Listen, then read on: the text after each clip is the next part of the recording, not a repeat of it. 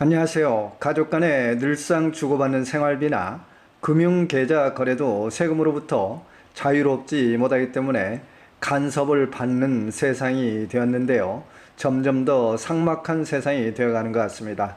그동안 여러 차례에 걸쳐서 강의를 했습니다만 가족 간의 금전거래에 대해서 여전히 많은 질의와 궁금증이 많기 때문에 부모님께 드리는 생활비의 증여세 과세 여부, 또 사회통념상 허용되는 가족 간의 돈거래에 대해서 증여세 비과세 범위 등 주요 사례별로 궁금증을 해결하는 강의를 준비했습니다. 시청해 보시고 참고와 도움이 되시면 감사하겠습니다. 부모님께 드리는 생활비, 치료비, 증여세 과세 여부의 질문 답변 사례를 좀 살펴보겠습니다. 요양원에 계시는 부모님께 매달 50만 원씩 생활비를 드리고 있으며 가끔씩 병원 치료비를 계좌로 이체하는데 이런 것도 증여세 과세 되나요? 라는 질문 내용인데요. 답변 내용을 보게 되면 대가 없이 부모에게 계좌 이체하는 돈은 증여세 과세 대상이나 사회통념상 인정되는 치료비, 피부양자 생활비 등은 증여세 비과세 항목으로 부모의 경제적 능력과 소득 유무에 따라서 자녀가 부양할 의무가 있는지 여부에 따라서 달라지겠습니다. 이렇게 답변을 드렸는데요.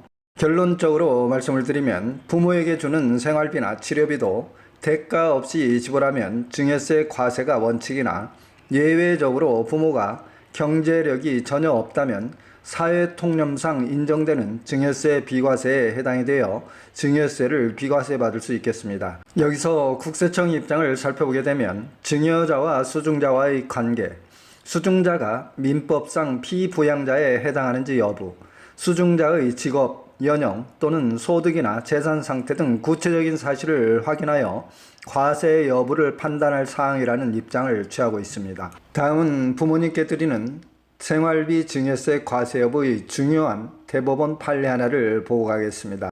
청구 요지를 보게 되면 A는 어머니로부터 1억 6천만 원 상당의 아파트를 물려받고 세무서에서 증여세 2천여만 원을 과세당했으나 A는 어머니에게 10여 년간 매달 120만 원씩 생활비를 꼬박꼬박 보냈고 아파트 담보 및 6,200만 원도 대신 갚아주는 등 대가를 지급한 사실이 있으므로 이는 증여가 아니고 매매 계약이라고 주장을 했는데요.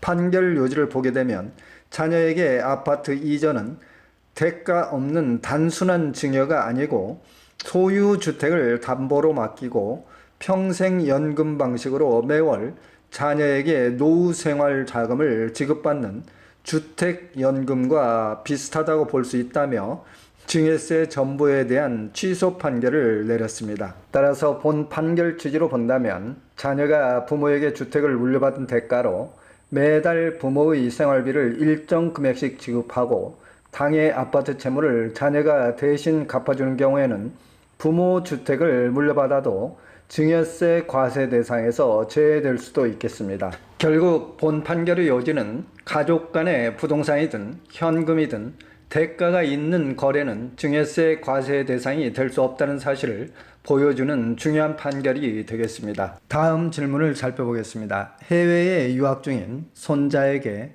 할아버지가 유학비를 송금했을 때 증여세 과세 여부를 살펴보겠습니다.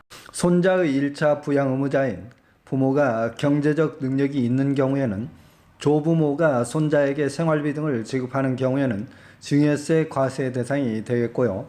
단 손자의 부모가 없는 경우에는 조부모도 부양 의무가 있기 때문에 증여세 과세 대상이 되지 않겠습니다. 따라서 손자가 예쁘다고 손자의 부모가 엄연히 존재함에도 손자에게 생활비를 지급하는 행위는 증여세 과세 대상이 될 수 있음을 유의하셔야 되겠습니다. 저희 산울TV는 부동산 세금, 생활정보를 신속하고 정확하게 전해드리는 채널입니다.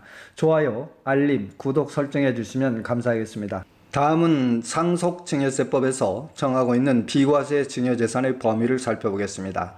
사회통념상 인정되는 이재그호금품, 치료비, 피부양자의 생활비, 교육비, 그 밖의 이와 유사한 것으로서 대통령령으로 정하는 것 이렇게 규정을 하고 있는데요. 여기에서 대통령령으로 정하는 것이라는 것은 학자금, 장학금, 기념품, 축하금, 부의금, 혼수용품, 기타 이와 유사한 금품으로서 통상 필요하다고 인정되는 금품. 그렇다면 여기에서 사회통념상의 의미를 과연 어떻게 해석할 것인가 하는 게 가장 큰 문제가 되겠는데요.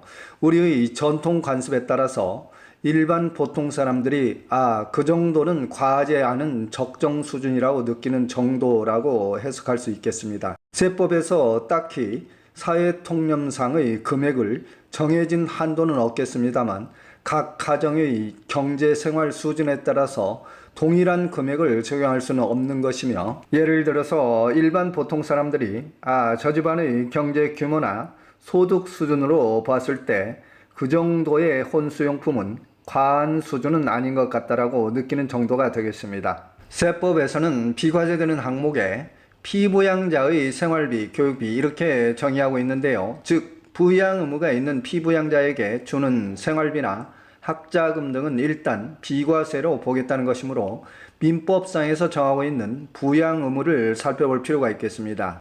부양 의무는 다음 각호의 친족은 서로 부양 의무가 있다 이렇게 규정하고 있는데요. 직계 혈족 및 그 배우자 간, 기타 친족 간, 생계를 같이 하는 경우에 한한다 이렇게 되어 있습니다. 결혼을 하게 되면 1차적인 부양 의무는 배우자 및 그 자녀에게 있겠고요. 2차적인 부양 의무는 부모나 생계를 같이 하는 기타 친족이라고 표현할 수 있겠습니다. 자녀가 부모를 부양할 의무가 있지만 부모의 경제적 능력, 재산이나 소득 유무에 따라서 부모에게 지급하는 생활비가 증여세 과세 대상인지는 각자 개별적으로 판단해야 된다는 규정이 되겠습니다. 또한 생계를 같이 하는 기타 친족에게도 지급하는 생활비 역시 부양 의무가 있다면 증여세 비과세 항목이라고 볼 수 있겠습니다. 다음 질문을 보겠습니다. 성인 자녀가 대학을 졸업한 후에 공무원 시험 준비 등을 위해서 학원비 등을 주는 것이 증여세 과세 대상이 되나요? 이런 질문인데요.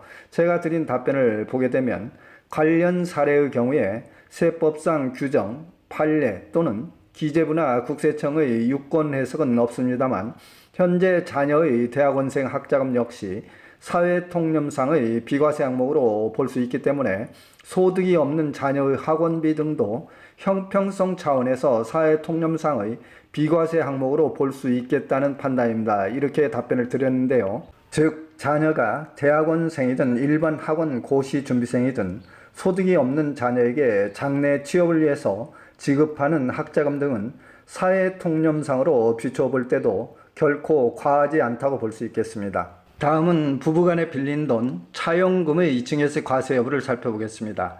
질문 내용을 보게 되면 아파트 분양대금을 납부하기 위하여 급하게 남편으로부터 3억을 차용하였는데 부부간 차용금이 증여세 과세 대상이 되나요? 이런 질문인데요.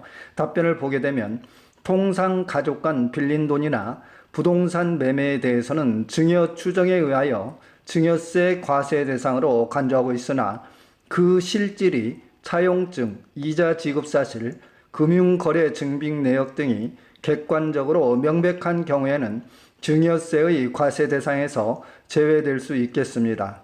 부부간의 빌린 돈에 대해서 최근에 중요한 조세 심판원 판례 내용을 살펴보겠습니다. 판례 내용의 청구 취지를 보게 되면 배우자의 부동산 취득자금 중 일부를 상대 배우자에게 빌린 돈으로 충당을 하고 추후에 변제했을 때 증여로 볼 것인가 하는 문제인데요.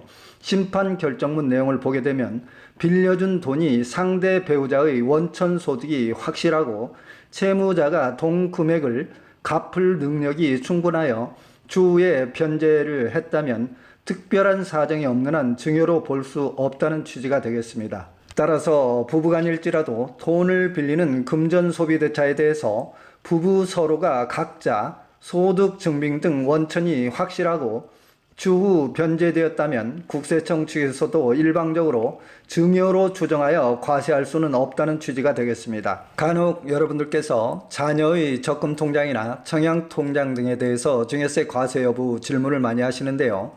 자녀가 부모로부터 받은 세뱃돈, 용돈 등을 모아둔 돈 또는 부모가 자녀를 위해서 매월 일정 금액씩 자녀 명의로 적금 등을 예금하는 경우에는 증여세 과세 대상이 되겠는데요. 증여세 신고는 매번 입금할 때마다 소액을 증여세 신고한다는 것은 매우 번거롭기 때문에 일정 금액, 즉 미성년자는 2천만 원, 성인인 경우에는 5천만 원이 될 때 한꺼번에 모아서 신고하는 것이 좋겠으며, 증여세 신고는 강제사항이 아니기 때문에 본인이 판단을 하셔야 될 사항이 되겠습니다. 그리고 증여세 신고를 해 놓음으로써 나중에 자녀가 성인이 되었을 때 부동산을 구입한다든지 전세 자금을 마련하는 경우 자금 출처 소명에 매우 유리하겠습니다. 다음은 가족에게 생활비를 지급할 때 증여세를 부과받지 않으려면 어떻게 해야 되는지 살펴보겠습니다. 생활비를 지급받는 자는 반드시 부양 의무가 있는 피부양자가 되어야 되겠고요. 피부양자는 소득, 재산 등 경제력이 부족하여 자력으로 생활하기 어려운 경우가 되겠습니다. 또한 생활비는 가족 공동 경제 생활을 위한 사회통념상의 범위 내에서 사용이 되어야 되겠으며, 받은 생활비 등을 저축을 해서 부동산, 주식 등 재산 취득 행위를 하는 경우에는 증여세 과세 대상이 되었고요. 또한 소득, 재산 등 경제력이 있는 부모나 자녀 등에게 생활비를 지급하는 행위는 증여세 과세 대상이 되겠습니다. 다음은 억울한 세금을 이의 신청하는 방법과 불복 청구하는 방법을 살펴보고 강의를 마무리하겠습니다. 세금은 국민의 납세 의무이기 때문에 국가가 결정권을 가지고 있습니다만, 세금이 부과되면 납부를 해야 되겠지만 과세 당국의 세금 부과 조치가 너무 억울하고 사실과 다르게 세금이 부과되었다면 이의 신청이나 불복 청구를 통해서 구제받을 수도 있겠습니다. 불복 청구 절차를 살펴보게 되면, 세금이 과세되기 전이라면 과세 예고 통지서를 받은 날로부터 30일 이내에 해당 세무서장이나 지방청장에게 청구서를 제출하시면 되겠고요.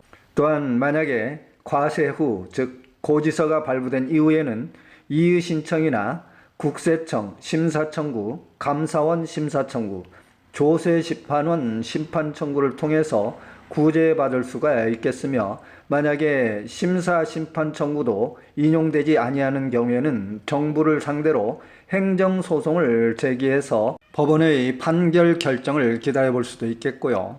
이의 신청이나 심사 심판 청구, 행정소송까지 모두가 인용이 거부된 경우에는 국민권익위원회의 고충민원 신청을 통해서 최종적으로 구제받을 수 있는 방법도 있겠습니다. 국민권익위원회의 고충민원을 통해서 실제 세금을 구제받은 사례도 있기 때문에 여러분들께서 국세청에서 본인의 사실과 다르게 억울한 세금을 부과받은 경우에는 여러 가지 방법을 통해서 구제받을 수 있는 길이 있겠습니다. 기타 궁금하신 사항은 산울TV를 검색을 하시면 각 세목별로 상세히 강의가 되어 있기 때문에 참고해 주시면 감사하겠습니다.